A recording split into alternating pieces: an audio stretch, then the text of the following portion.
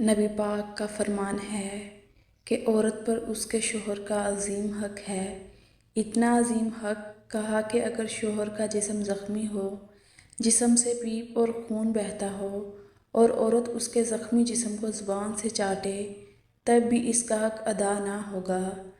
کسی مسلمان شوہر کا پہلا حق اور اس کی بیوی کا اس کے شوہر کے لیے پہلا حق یہ ہے کہ ہر معاملے میں اپنے شوہر کی اطاعت اور فرما برداری کرے، لیکن اگر شوہر اپنی بیوی کو خلاف شریعت کوئی کام کرنے کا حکم دے تو اس کی اطاعت ضروری نہیں ہے، بلکہ اس معاملے میں وہ اپنے اللہ اور رسول کی اطاعت اور فرما برداری کرے۔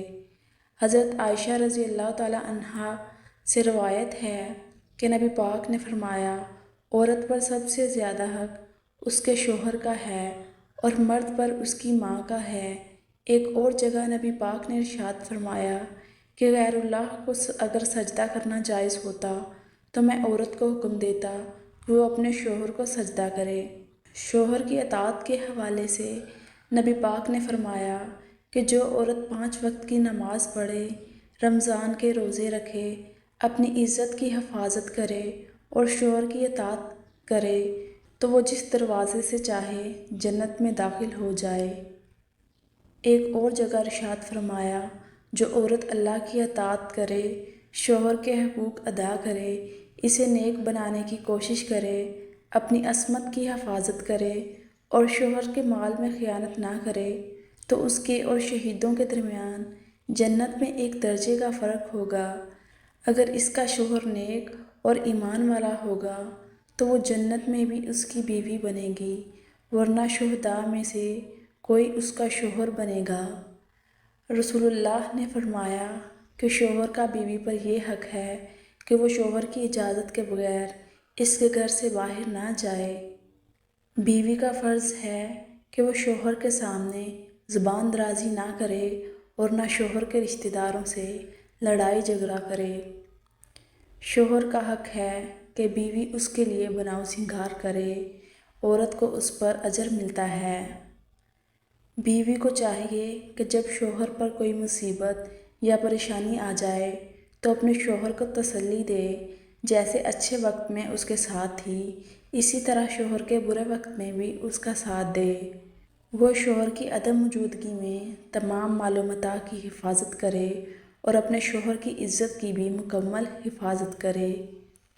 اللہ تعالیٰ کا ارشاد ہے کہ نیک عورتیں شوہر کی عدم موجودگی میں اس کے گھر، اس کے مال و متاع، اس کی عزت و آبرو اور نسبت کی مکمل حفاظت کریں۔ شوہر کے گھر کی حفاظت اور اس کے مال و متاع کی اس طرح حفاظت کرے کہ اس کے مال کو بیچا خرچ نہ کرے، فضول خرچی نہ کرے، اس کا مال کسی اور کو نہ دے۔ اسلام نے یہ عورت کی ذمہ داری قرار دی ہے۔ شوہر کو جس کا گھر میں آنا ناپسند ہو اس کی اجازت کے بغیر نہ آنے دے۔ بیوی کو چاہیے کہ وہ شوہر کو حرام کمائی سے بچنے کی ترغیب کرے۔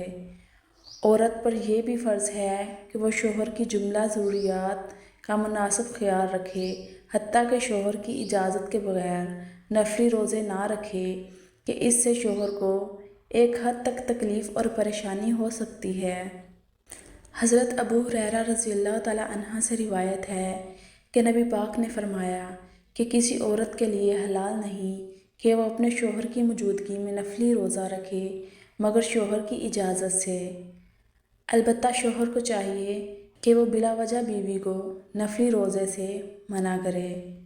اللہ تعالیٰ فرماتا ہے کہ میں اس وقت تک راضی نہیں ہوتا جب تک تمہارا شوہر تم سے راضی نہیں ہوتا۔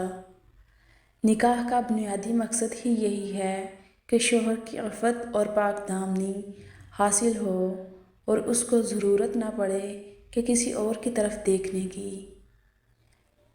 اس وجہ سے ایک حدیث پاک میں آیا ہے کہ اگر کوئی عورت جان بوجھ کر اپنے شوہر کا بستر چھوڑ کر رات گزارے تو اس کو فرشتے لعنت کرتے ہیں یہاں تک کہ صبح ہو جائے، اور اگر اسی حالت میں اس کو موت آ جائے تو نمازی پرہیزگار ہونے کے باوجود وہ عورت سیدھا جہنم میں جائے گی۔